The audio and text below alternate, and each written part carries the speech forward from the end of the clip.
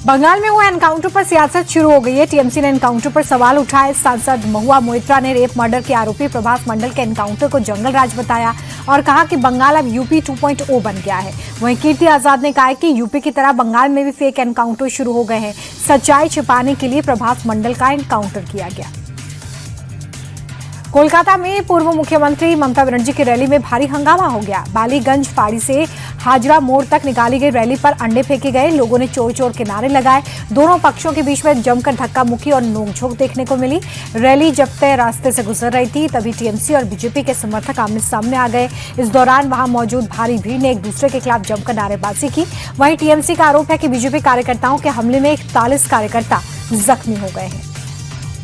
बारुईपुर की घटना के विरोध में पूर्व सीएम ममता बनर्जी कोलकाता की सड़कों पर उतरी। सरकार पर हमला करते हुए कहा कि पुलिस हम पर नजर रख रही है, लेकिन जहां महिलाओं के साथ अत्याचार हो रहा है वहां पुलिस नहीं है। कालीघाट और मेरे घर से लेकर बालीगंज तक तांडव हो रहा है। रैली के लिए कोर्ट से इजाजत लेने के बाद भी हमारे लोगों पर हमला हुआ। इसके लिए प्रशासन जिम्मेदार है। कलकत्ता हाई कोर्ट के आदेश के बाद कोलकाता में टीएमसी छात्र परिषद के मोर्चे को लेकर भारी हंगामा हुआ है। 21 जुलाई को शहीद दिवस के समर्थन में निकाले गए जुलूस के दौरान टीएमसी और बीजेपी समर्थक भिड़ गए थे। टीएमसी कार्यकर्ताओं ने आरोप लगाया था कि बीजेपी ने जुलूस पर अंडे फेंके। बालीगंज से लेकर हाजरा मोड़ तक लाउड स्पीकर लगाकर चोर चोर के नारे लगाए गए। पश्चिम बंगाल के कामकसा में टीएमसी वोकस ऑर्गेनाइजेशन के दफ्तर से त्रिपाल और मछली का दाना मिलने के बाद भारी बवाल हो उठा है। इस घटना से भड़की टीएमसी सदस्य शिवदास मंडल और मानसा दत्ता के घरों पर धावा बोल दिया गया है। भीड़ ने दोनों कार्यकर्ताओं की जमकर पिटाई कर दी है। माहौल बिगड़ता देख पुलिस भारी फोर्स के साथ मौके पर पहुंची। दोनों कार्यकर्ताओं को भीड़ से बचाकर बाहर निकाला। चौराहा चोरी को लेकर हमलावर विपक्ष पर सीएम योगी ने पलटवार किया। मुख्यमंत्री ने कहा कि कांग्रेस और सपा ने अयोध्या धाम और प्रभु श्री राम की विरासत को बदनाम करने का ठेका ले लिया है। ये दोनों पार्टियां आस्था को आहत कर रही हैं। सीएम ने कहा कि पूरे ट्रस्ट को बदनाम करना गलत है।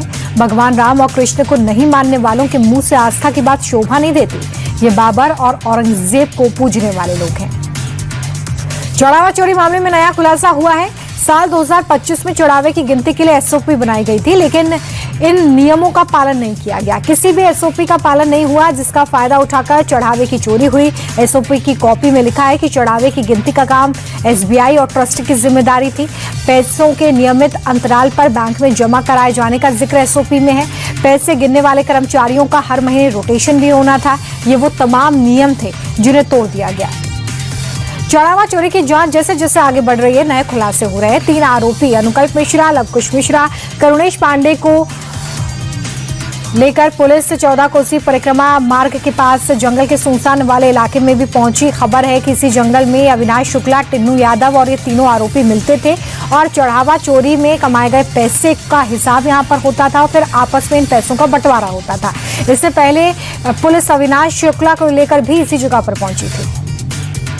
चढ़ावा चोरी में टिन्नू यादव की अब एक नई तस्वीर सामने आई है। टिन्नू यादव की नई तस्वीर मंदिर परिसर की है, जो कई राज खोल रही है। तस्वीर बता रही है कि टिन्नू यादव की मंदिर के हर बड़े कार्यक्रम में मौजूदगी होती थी।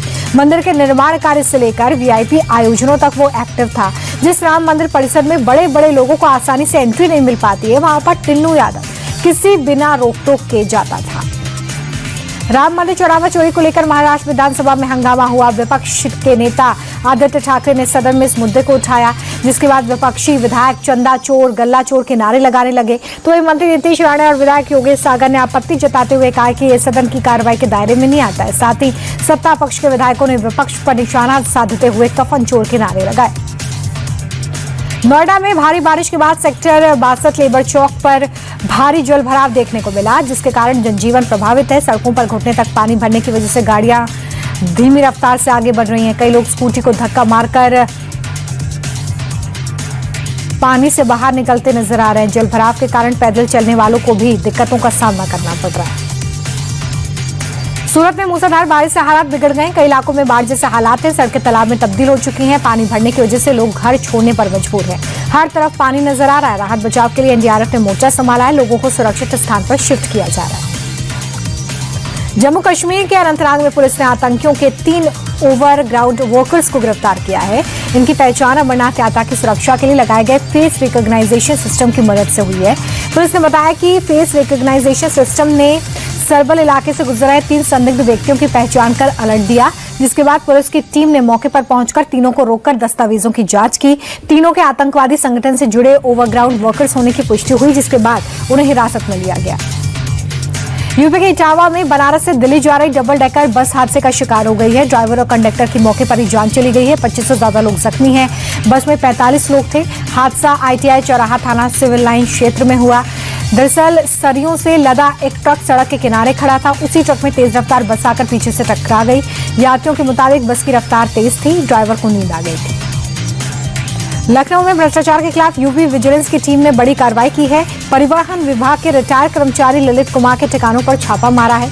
इस दौरान 13 किलो चांदी, करीब 9 किलो सोना बरामद हुआ है। इसके अलावा लखनऊ, नोएडा में कई फ्लैट और बाराबंकी, रायबरेली में जमीन के दस्तावेज मिले हैं। इस कार्रवाई के बाद डीजीपी ने विजिलेंस की टीम को 1 लाख का पुरस्कार देने का ऐलान किया है। दिल्ली और पंजाब से गिरफ्तार 6 संदिग्धों से पूछताछ में बड़ा खुलासा हुआ है। आतंकियों के निशाने पर new police line, Anand Vihar बस अड्डा और रेलवे स्टेशन थे। इसके अलावा राजधानी दिल्ली में पेट्रोल बम से हमला कर दहशत फैलाने की साजिश भी की गई थी। गिरफ्तार संदिग्ध पाकिस्तान में बैठे ISI हैंडलर शहजाद भट्टी के आदेश पर काम कर रहे थे। संदिग्धों के फोन से रेकी के वीडियो भी मिले हैं। बता दें कि दिल्ली पुलिस के स्पेशल सेल ने शहजाद भट्टी नेटवर्क से जुड़े 6 लोगों को गिरफ्तार किया है। हरियाणा के रोहतक दीवार का पिलर तोड़कर भाग रहे डंपर चालक ने एक दुकानदार को रौंद दिया है, जिसमें वो बुरी तरह से जख्मी हो गया। बताया जा रहा है कि पिलर तोड़कर भाग रहे डंपर को जब दुकानदार ने रोकने की कोशिश की तो ड्राइवर ने रुकने की बजाय दुकानदार को ही रौंद दिया और मौके से फरार हो गया। घटना के बाद पुलिस ने डंपर को बरामद किया है।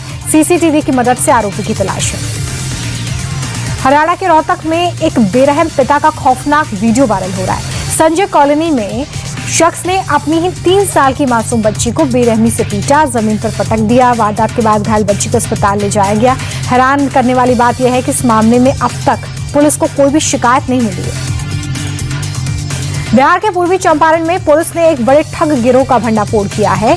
भोपतपुर थाना क्षेत्र में छापेमारी कर पुलिस ने चिल्ड्रन बैंक लिखे करीब 1 करोड़ के नकली नोट, 13 लाख कैश, 38 कथित सोने के बिस्किट बरामद किए हैं। हथियार, लग्जरी गाड़ी के साथ 4 लोग हिरासत में लिए गए हैं। ये गिरोह पैसे को दोगुना करने का लालच देता था और बड़ी डील होने पर गड्डियों के बीच में नकली नोट दे दिया करता था।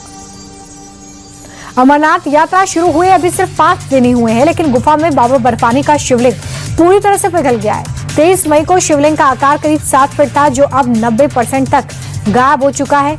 इस साल 4 लाख श्रद्धालुओं ने रजिस्ट्रेशन करवाया है, जिसमें से 3 लाख से ज्यादा श्रद्धालु अभी भी दर्शन के इंतजार में हैं। उन्होंने अभी दर्शन नहीं किए। हालांकि शिवलिंग पिघलने के बावजूद प्रशासन ने यात्रा को रोका नहीं है। दोनों रूट से श्रद्धालु लगातार गुफा पहुंच रहे हैं।